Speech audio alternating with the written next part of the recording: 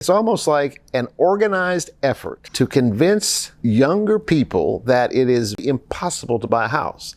There are a lot of people and a lot of companies that own a lot of rental properties, and it's in their best interest if they can keep people renting for the duration of their life. What are some reasons that you don't think you'd ever can buy a house you may not ever be able to buy? Ooh, I definitely come across that a lot because my friends are always kind of talking about that a lot, as well as myself. But I always feel like I'm never able to get into the market because I'll never have enough money to put down, and I just don't make enough money flat out to even entertain the idea of owning a home. Well, if you don't mind, let's use, because those are two what I'm going to call myths, right? Yeah. Are you familiar with FHA loans? Oh, enough just because I've heard of them. What kind of a down payment are they looking for if you get qualified for an FHA loan?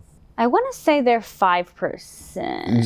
Sometimes as low as 3%. Oh, wow. You actually have programs available that provide down payment assistance. Right. So the idea of doing it with no money at all, probably not realistic, but it's not like you have to have $100,000 just to buy a house. The reason that the government came up with this thing in the first place was to assist Americans to buy a house. And I think that's what's lost as we've kind of moved through, pretty much since World War II, it established an economy where we were booming, right? Ever since the 50s and on. Of course, we've had ups and downs and all that kind of stuff. There was such a high emphasis placed on home ownership back in those days that in today's world, it's not stressed as much.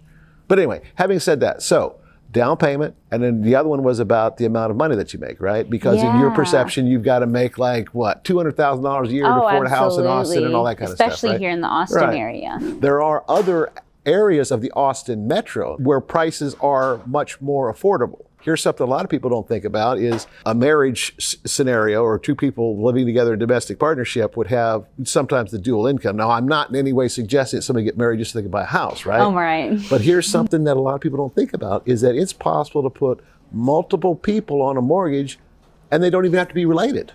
Really? If somebody goes to college, they're used to living with a roommate, right? Oh, absolutely. So let's say you find 2 or 3 or more people that you kind of get along with enough that you would consider, right, maybe living together. Let's say that the 3 of you decide to pool your resources, go on a loan together, and build joint equity.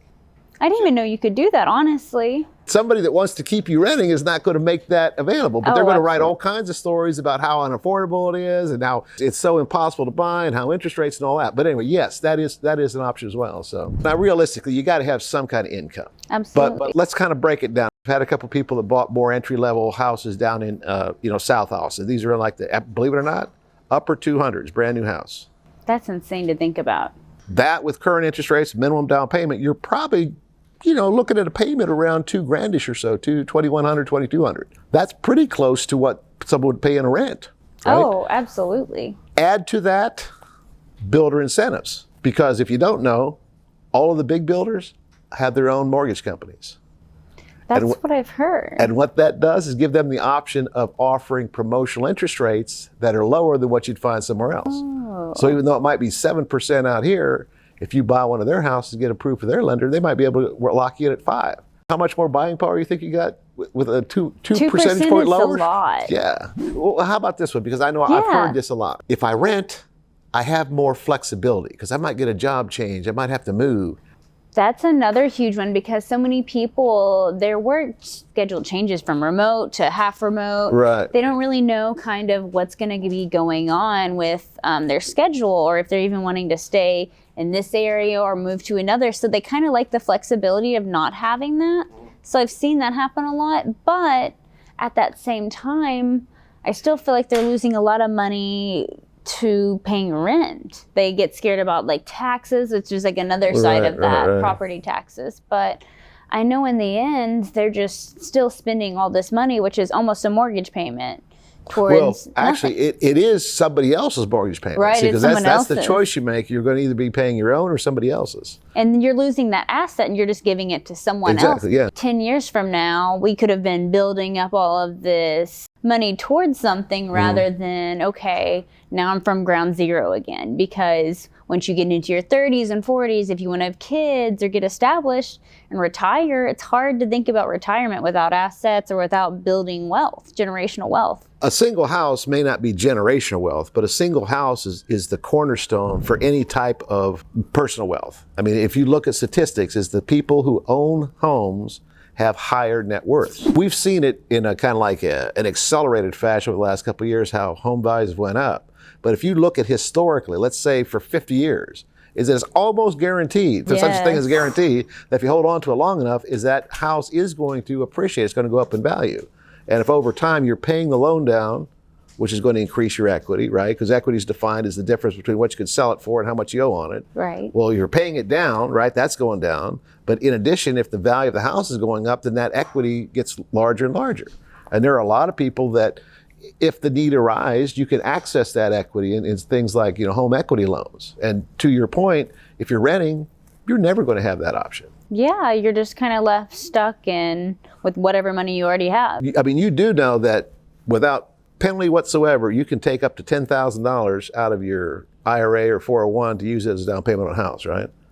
I had no idea. Well, and a lot of us, like, if you've been working for so many years, you should already have some of that. If you ask a financial advisor, they're going to discourage you from doing that, because their argument is that if you kept that $10,000 in an IRA, which is tax deferred, right, where you don't pay tax on it until you pull it out in your retirement years, over time, that $10,000 grow to a much bigger amount. Do the math on this, is that if you took that 10 grand out and put it in a house, that over time is going to increase in value. Now, granted, that's not going to be pre-tax, but that is going to be an asset. Every dollar that you're paying to pay down that loan is going to go to increasing your equity. Whereas if you kept it in the 401k or the IRA, you might be able to increase it, but all during the course of that time, that money, like you said, that rent payment's going to someone else. So yeah. And I know another point of that too is even though people are paying their rent, that's just like a little bit lower than that mortgage payment. I don't see people saving that money for anything too. Yeah, that's the other thing, that's right? Another huge point. You got the extra money you're going to spend on something else. Yeah, so they're worried about property taxes. All my friends are like, they refuse to buy a home, even though they have well-paying jobs and all these other things that don't put up the borders for them to even enter the housing market. They're just terrified of property taxes. That's interesting. I mean, what is it about property taxes that's frightening? The idea of having to pay them? I think there's this stigma that here in Texas, we have some of the highest property taxes, and they're just so evil, so bad, they're just going to destroy you. And they don't even talk to the mortgage lender or anybody before they're like, hey, what could this actually be for me? Or what's my buying power? I don't feel like people ask their buying power. They just assume it, and it ends right there. Well, that's not going to get you any closer to buying anything if you don't know what you can buy. So I think that's the biggest thing that's held like me back and a few of my other friends. Luckily, I'm in the industry and I'm going to learn once I meet more lenders, title company. But if I didn't have that opportunity, I would be totally blind to this. And that scares me for other people too, because they don't know about all these government incentives that can help them out, especially as a first-time home buyer. Oh, yeah. It's like they have it all set up for you, but they don't necessarily tell you that they have it set up. There are some huge companies that have bought a ton of rental properties because they know that's an extremely lucrative investment asset. But if you got a bunch of rental properties and you don't have people willing to rent, they'd rather buy, all of a sudden that business is going to dry up. So again, coming back to property taxes, it is a fact that if you own property, that's how they run the government, is that they're going to tax you on the value of that property. It's a percentage. You do have some shelter. In Texas, you have what's called a homestead exemption. So if you live in it, you can prevent them, you can kind of minimize the amount that they can raise it every year. You get a break on the amount that's actually taxable, right? Because there's a lot of different values, right? There's a value you could probably sell it for. There's a value that it's appraised for. There's sometimes the value you think it's worth, right? But that appraised value is what's going to determine your taxes. And if you got the homestead exemption on there, there's going to be an automatic deduction on that.